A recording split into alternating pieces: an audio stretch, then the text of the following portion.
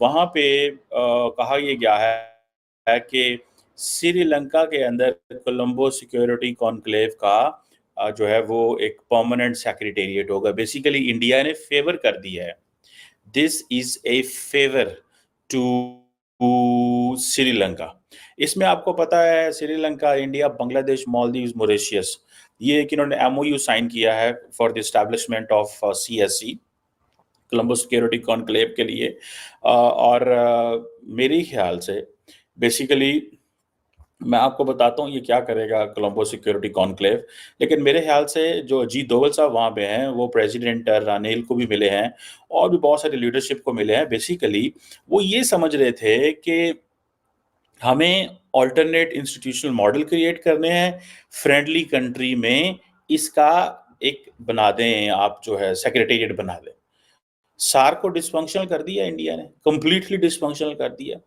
اب دیکھنا یہ ہے کہ انڈیا دیکھیں, India is playing like a big boy, بڑی گیم کا کھلاڑی بن گیا ہے.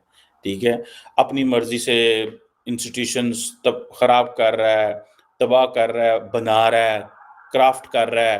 مطلب وہ کرنا چاہتا ہے جو انڈیا کا دل کرتا ہے. وہ کہتا ہے میں وہ کروں گا جو میرا دل کرتا ہے, میرے پاس پیسے ہیں, میرے پاس ریسورسز ہیں, میرے پاس انفلوئنس ہے, بہت کچھ ہے. This is what they are doing. بہرحال یہ اس کے اوپر بھی بڑی امپورٹنٹ بات ہو سکتی ہے. میں یہ ایک بڑا انٹرسٹنگ سچویشن ہے ساری کی ساری کہ اس وقت این ایس اے جو ہے اجیت دوول صاحب وہ وہاں پہ تھے اور انہوں نے یہ سارا کچھ کیا ہے اور وہ ملے بھی ہیں وہاں کی ٹاپ لیڈرشپ سے. اور اصل میں یہ چیز ڈسکس ہو رہی ہے کہ اس کو کیسے لے کے چلنا ہے. یہ جو کولمبو سیکیورٹی ہے بیسیکلی یہ سارا انڈو پیسفک ریجن جو ہے جیسے جیسے اس کو پرومیننس ملی ہے, ویلیو ملی ہے, تو جتنے بھی ممبرز ہیں اس کے یہ ساری کی ساری انڈیا کہتا ہے جی جمہوریت ہے. ٹھیک ہے جی, اور انڈیا جو ہے وہ جمہوریت کارڈ یہاں پہ کھیل رہا ہے. ٹھیک ہے, ان کے ساتھ مل کے.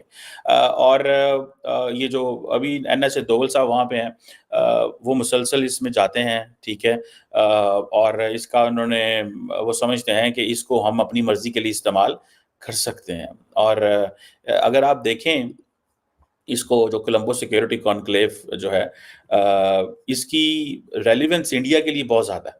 باقی ممالک کے لیے بھی ظاہری بات ہے, میں یہ نہیں کہتا ان کے لیے نہیں ہے, لیکن انڈیا کے لیے یہ ہے. انڈیا نے کیونکہ اس کو لے کے چلنا ہے, انڈیا نے باقی ملکوں کو بتانا ہے کہ کرنا کیا ہے. انڈیا نے باقی ملکوں کو بتانا ہے کہ کرنا کیا ہے. اور اصل میں تو ظاہری بات ہے چائنا فیکٹر ہے. ٹھیک ہے جی, اور چائنا جو ہے وہ اس تمام ایک وقت تھا کولڈ وار کے زمانے میں امریکہ کیا کرتا تھا کہ وہ امریکہ تمام خطے دنیا کے جو خطے تھے ان کو ڈیوائیڈ کر کے وہاں پہ چھوٹے چھوٹے انسٹیٹیوشنل بلاک بنائے تاکہ کمیونزم کو بلاک کیا جا سکے.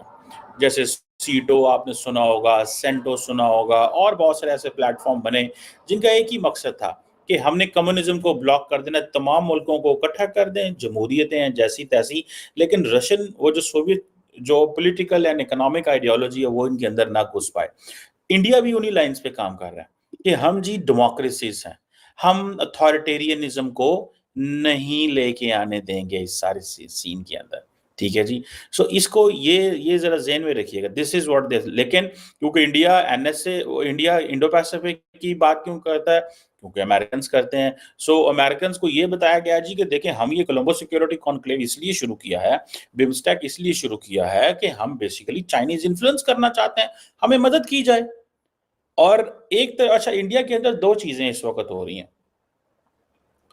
جو پریگمیٹک, فارورڈ لکنگ, ریشنل, اور جسے آپ کہہ لیں کہ جو تھوڑا اسٹریٹ فارورڈ کہہ لیں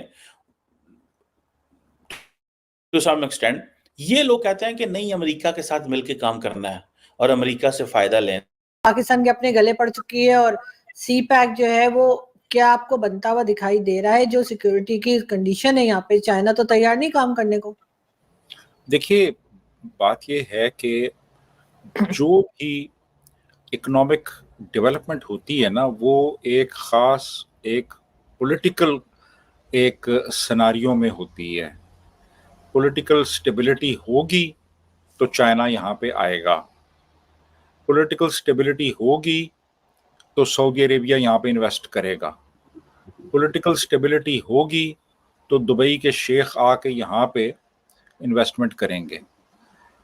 اب انتہائی انسٹیبل صورتحال ہے اس وقت ملکی سطح پہ. عوام کے اندر بے پناہ بے چینی ہے. ابھی ایک روز پہلے انہوں نے بجلی کے بلوں کا ریٹ مزید بڑھا دیا ہے. مہنگائی جو ہے اس نے مڈل کلاس کو یعنی برباد کرنا شروع کر دیا ہے اس وقت. تو یہ سارا کچھ ہو رہا ہے. انریسٹ تمام صوبوں میں موجود ہے.